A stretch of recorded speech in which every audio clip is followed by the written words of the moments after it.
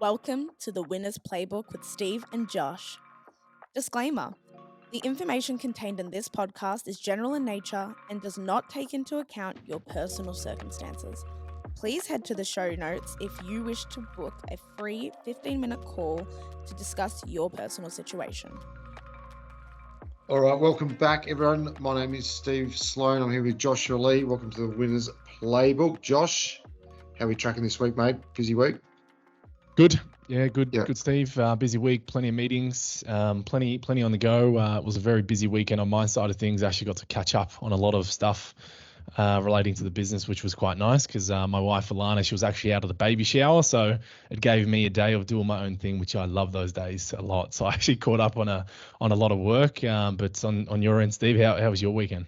Yeah, my weekend, mate, I had my son's birthday party with about 18 8-year-olds. So that was unbelievably chaotic, as you can imagine. But you've got all that to look forward to in front of you, mate. So as you always tell me. Yes, yes. And, mate, that brings us to this week's topic. This week we're talking about how much you actually need to retire on. And this is an interesting one. And there's lots and lots and lots of different views on this one out there in the finance world. And we hear a lot about it. We talk a lot about it. We present a lot about it. Actually, I'm presenting in Sydney tomorrow about this topic in particular. But we'll kick it off, mate. You know, what's your take if you just go, right, Josh Lee, what do I need to retire? Where do you go? Yeah, I guess you got to block out a lot of the noise as well with this, because there's, like you said, there's so many formulas and ways of working out what you need in retirement. Like you always hear loosely thrown around, do you need $1 million in super, to live a comfortable retirement? There's so much noise out there, and as boring as it may sound, like you actually do need to unpack and figure out what it is for you. Because I have clients that need $150,000 a year to maintain their minimum lifestyle, and I have other clients that only need $50,000 a year to maintain their lifestyle. So the starting point is just, I suppose, take a step back and don't compare yourself to anyone else around you. Like, just think about what you actually want to get out of your own life to begin.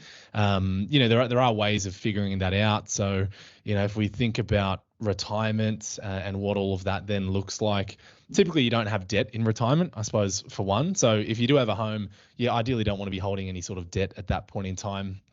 Most clients, probably nearly every client I have in retirement has no debt because they've, maybe sold off a property or they've pulled off a downsizer where they've had their big family home. All of the kids are gone now, and then they sell that property, move into something smaller and clear off the mortgage at that point in time. But then I suppose your next step is then thinking, well, what do you need to maintain your lifestyle? So if you don't have any mortgage, what is there? Well, there's your cost of living, which is all of your basic, living expenses. And, I generally say to clients, $1,000 a week is going to cover most people for their general cost of living, like your bills, your groceries, your food, etc. $1,000 a week is virtually going to start covering that. But if which we'll probably touch on some of the stats, like there are some statistics around, what a 65 to sort of 84-year-old needs based upon a couple of different factors, which is the ASFA standards, which maybe we can touch on. But there is no one size fits all whatsoever to what you need in retirement. It is all relative to your own situation, and that's a part of what we help our clients actually figure out is what they need based upon their life and how they want to live their life into the future. But what do you say to clients, Steve, when they start talking about this? And do you need $1 million in your superannuation fund to retire, or what's your general approach there? Look, the first question is work-wise. Realistically, we're still going to be probably doing 1 or 2 days of work or something on the side. I think that conversation has to be had because the reality is that most people are going to do something, even in their 60s, 70s, tick over. I've got a number of clients in their 70s, late 70s that still do bits and pieces and earn a couple of bucks here or there because they maybe have tried to retire and just got bored, went back to do some work. So that definitely is factored in these days. I think the word retirement means more of a lifestyle balance. Yes, more lifestyle than work, of course, but I think the reality is that people want to do a bit of work, to be honest, to very late in their lives. Look, I'll probably go a bit different here, and I go a bit harder. Look, my view is these days life is very, very, very expensive, and people want to have the holidays, people want to enjoy themselves, and in general, I find that, but people don't want to go too tight when they're retired and they want to enjoy themselves. So the reality is it's got to be north of 100 to 120 grand of income, in my view, that we should be targeting. But to get that sort of income, it's some scary figures that we throw around. There's lots of rules out there. There's the 4% rule, the 5% rule. Everyone's got a different rule. But if you want to, I like to err on the side of caution and fairly conservative with my figures. So I go under and then get the upside. So I generally look at 4% rules, which means if you want to look at how much you need to generate the level of income you want, well, you take the level of income per year divided by 4%. That gives you the capital value you need to sustain that. But if you work on that figure, 100 grand is 2.5 million. So that's a lot of money, right? But that's a very conservative figure. So the reality is you're probably going to have a lot more than 100 grand at 2.5 million, but that gives you your baseline to work with. So if you're working with me and you're in your 30s or 40s, that's the figures I want to be targeting. I think we should be targeting that. There's no reason why we can't. If you have a good debt strategy in play and you've got a good income coming in, I think that's a good position to work towards. Well, I think it's a good point you raised, Steve, because if you talk about what does the average person need in retirement these days, and if we go off some actual statistics here, so ASFA releases the retirement standards updates every quarter in line with CPI and inflation changing. So as of right now, for a single person, what's deemed to be a comfortable lifestyle is about $51,000 a year for a single person, and for a couple, it's about $72,000 for a comfortable lifestyle. So a comfortable lifestyle meaning you're debt free, you're living a little bit more lavishly, you're not being frugal around things, you're actually getting out there and doing a few bits and pieces. And then it also gives an example on a modest lifestyle, which is for a single $32,000 a year, and then for a couple $46,000 a year. That's essentially just you living off the age pension, basically, is what it is. And that's tough. That's incredibly tough if you're at a position like that. And I do have a client that I don't work with anymore that was in a situation where she just didn't make the right decisions throughout her life, and then she ended up with a small super balance of no more than $100,000, quite a bit less than that, and was just on the full age pension and had to live in that way because she'd sort of run out of time in terms of being able to create wealth. So I guess that kind of gives you a little bit of a starting point, but I think it's a good point you raise there as well around, because a lot of the work we do is with people in their 30s and 40s. So we do deal with a lot of retirees, but the clients that are in their 30s and 40s, the thinking is of, well, what could we possibly need in the future? And I think you then naturally have to stretch that target as well. Like you said, although that's saying a comfortable lifestyle is around $70,000, you're sort of 20 or 30 years out from maybe getting there. And then you got to factor in today's dollars, inflation. So 70,000 today is not going to be equivalent to, 70,000 in 20 or 30 years time. So when you start stretching it like that, you can quite easily get to a figure of a minimum of $100,000 to $120,000. And I suppose the other thing I would add to that is, you don't, like you said, retirement in that traditional standpoint of everyone thinks is you get to a golden age and then you stop working and then you kick the feet up and you're on the Bahamas having cocktails every day. Like, the reality is that's not how it works. And particularly if you're an incredibly driven person, you're not going to be able to just take your foot off the gas and do that, and you're going to have to direct your energy somewhere else. So some of the bigger clients I work with that have had some really successful careers and businesses worth 15 to 20 mil plus, they're in a position now where they can retire in their 60s, but although they've kind of stepped out of work, they're still working in a small capacity, but they're not just doing nothing. Like they've bought like a nice farm. They're always doing work in relation to it. They've got like cattle, they've got all the grandkids, like they're always out doing things. They're not just going on holidays 24/7, even though theoretically they could do it.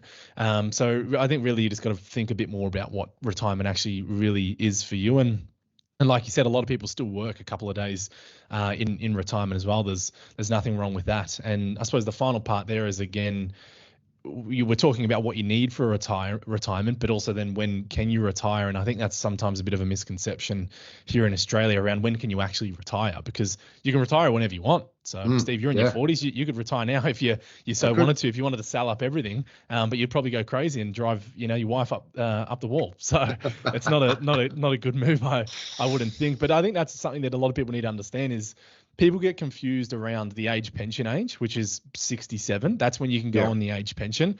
I'm always telling my clients we're not thinking about getting on the age pension, because if you're getting on the age pension, if we've been working together for 10 or 20 years, something has gone incredibly wrong if you haven't built up enough wealth. So get the age pension out of your mind. So 67 is when you get the age pension. Doesn't mean you're retiring, it just means you get the age pension.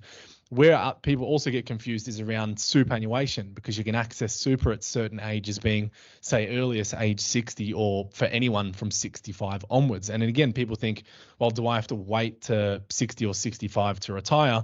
And that probably leads me to a question I'd throw at you, Steve, is superannuation obviously is an amazing vehicle to grow wealth, and we've spoken about it a lot, and we'll touch on it. But, if you do want to be retiring before 60 or 65, and we strip out super from that conversation, like that, what are the main assets that we have to be building so we can have some freedom maybe before age 60? Yeah, so you definitely got to create that pathway, right? It's a stepped pathway of when different tax structures and entities kick into gear to provide that income. Superannuation is down the track. So if you want passive income coming in, or income from sources before age 60, you may still do a bit of work, that's fine. But yeah, you've definitely got to look outside that world. And that's where getting advice at the early start is crucial, because you've got to know where to invest the money, in what tax structures to make that happen. So if it's not super, then it's going to be either through a company structure, it's going to be maybe through a family trust structure, it may be through your own names, but it may be one of your spouse instead of you. Teenage adult kids, it depends on the family structure and how it's all positioned, but it's crucial you get that right, because if you want to have access to capital before 60, absolutely, you got to think outside super. Super comes into it, of course, because of the tax deductions across the journey, and down the end of the journey, it's great. But, for instance, my own personal situation, I need access to lots of capital outside of super to have access well before 60, even now.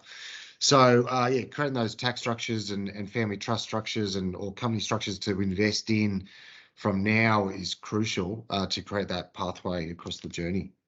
Yeah, and I guess to add to that, like, not when we've got those structures in place, predominantly the investments, property, maybe businesses in their investment portfolios, all of those things of which you can call upon at any point in time, whereas they're not locked away like superannuation is essentially locked away until you're age 60. So if you want some freedom before age 60, you have to be thinking about those other asset classes that you're building up in all of those structures that you mentioned then. But what about then in terms of, should we contribute extra into our superannuation? And what about, super's not unlimited in terms of you can't just dump as much money as you want into superannuation. But what about for someone that is happy? And I have clients like this that actually are happy with working full-time straight through to age 60 at a minimum. So great. That means superannuation might be the best vehicle to invest through, because it's only taxed at 15% throughout the whole time. So there's no lower tax environment.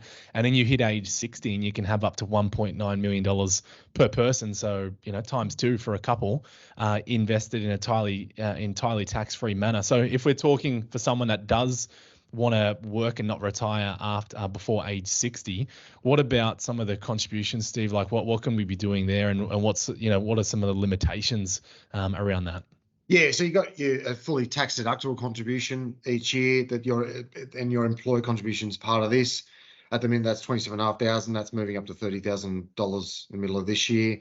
So that's 30 grand of money that can go into a super fund, and you get a full tax deduction on that money, which can be very, very, very favourable, especially in the high income earners. And then you've got your non-concessional contributions, and at the minute that's 110, and that's moving, I believe, to 120 in the next. Yep. In the middle of the year. So, that can go in. That doesn't get you a tax deduction, but it can really boost up your super, of course, towards that $1.9 million. So, if you're working and happily do so, and you've got plenty of free cash flow, and you don't need the cash, then absolutely, super is the place to put it, because you can't beat the tax rate. If you could happy to continue work, no dramas, and you get really big tax concessions by doing that, not only on the money going in, but also once it's in there and earning money. Normally we get taxed every year on that extra income we earn. When it's inside super, taxed at a very low rate, 15% or less, depending on which structure you're in. So it can be very, very beneficial. And it's just, again, it's up to the individual. Like, it's totally like just individual, case by case, what everyone wants, when they want it, how often they want it, how much they want, and really working that out. And it's honestly case by case basis. Yeah, no, I wouldn't be overly concerned as well, thinking, if you haven't started putting money into superannuation right now, you can actually catch up on it. And some of the Yeah. rules around this are actually quite nice. If we talk about maybe, a lot of clients, how I tend to approach it with my clients is, yeah, we can start maximizing super now, but maybe let's focus on building all of the wealth outside super, or the majority of it, with all our excess income. And in those later years, maybe when we start getting into our 50s, then we start really loading up superannuation, because we're getting a lot closer to being age 60. So the access to it is there. We're not locking it away for 20 years or anything of sorts. And then there are some really good considerations there, because you can catch up from years that maybe you didn't put in extra contributions to your super, because you were just referring to the concessional contribution cap being 27,500 now, going to 30,000 in the middle of the year. But if you haven't been maximizing that every year, you can actually go back the previous 5 financial years, including the one that you're in, and any excess amount that hadn't gone in that year actually rolls over and you can use it up. So I've had some situations where clients were, working overseas or were out of work for a period of time, had no contributions going in from their employer, or they didn't have any contributions at all from their spouse going into their fund. And therefore, that unused portion from each year has rolled over, and they've now ended up with a large chunk of money that they can put in a lump sum and claim it as a tax deduction. I've got a guy I'm working with at the moment exactly like that. Self-employed, has always neglected super, old school, never put money into superannuation. And my advice as a part of that is, he's about to hit retirement. He's going to end up putting in about $91,000 and claim the whole thing as a tax deduction. So it's going to be like a massive tax saving of doing that. So, don't be too scared or worried if you haven't been doing it, because the rules do allow you to catch up on prior years. Now, there's not as simple as that. There are some rules or guidelines you need to meet to be able to qualify, because for that rule I was referring to then, the catch-up contribution rule, you have to have a balance below $500,000 to be able to utilize the catch-up contribution rule. And then the other one was the after-tax contributions you were referring to, Steve, of 110 or 120 from next financial year. That one also allows you to go, go forward actually, and you can put in a lump sum in 1 year, including the following 2 years. So the cap right now is 110,000.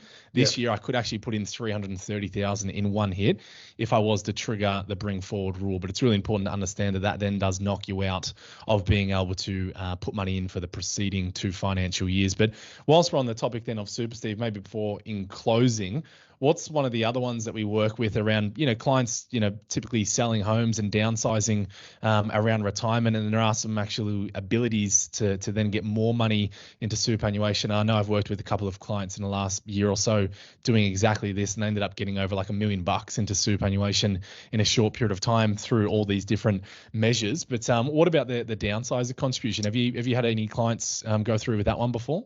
Yeah, I think we'll see more of this, to be honest, over the next 5, 7, 10 years as people look to downsize with the property prices where they are and take advantage of those significant values in their main homes, and also the fact that they don't really need the space anymore.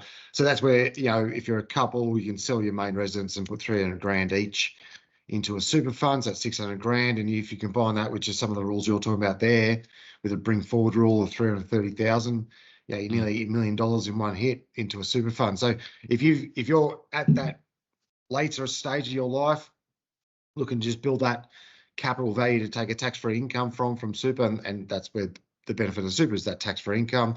You can pile $1 million in, turn it into a tax-free pension. It's earning tax-free earnings, and then you're drawing a tax-free income from that $1 million. It's a pretty good strategy, and one that we use a lot of, and one that can really just lift your asset base for retirement, and you can go away and hit golf balls to your heart's content on that golf course like you do every second day, mate. Won't confirm that one, Steve, at all. But no, I think it's a good point, and I think in closing, it's just really off the back of this, just figure out what you want out of life, and there's so many different ways of cutting and dicing this up. Superannuation can be an amazing vehicle, to build your wealth for retirement, but just do note of the accessibility to it. And I think the key message there is, if you do want some freedom before age 60, well, you got to be focusing on building your wealth in other measures outside of it, which could be business, could be properties, could be investment portfolios. because this is all the stuff that we have to help our clients out on the daily as well. So guys, that's all we've got time for today. And as always, please give us 5 stars if you're getting some value from this on Spotify and Apple. Appreciate everyone that is listening. And if you do want to have a chat more personally around your own situation, maybe you're approaching retirement or you're some time out from getting to retirement, maybe 20 to 30 years. We work with everyone of kind of any shape or form. Jump on the website. You can go through there and actually take your pick of the advisors if you do want to book in and have a free 15-minute call. Other than that, Steve, I'll see you on the next one, mate. See you, mate. See you then. Cheers. Bye. Bye.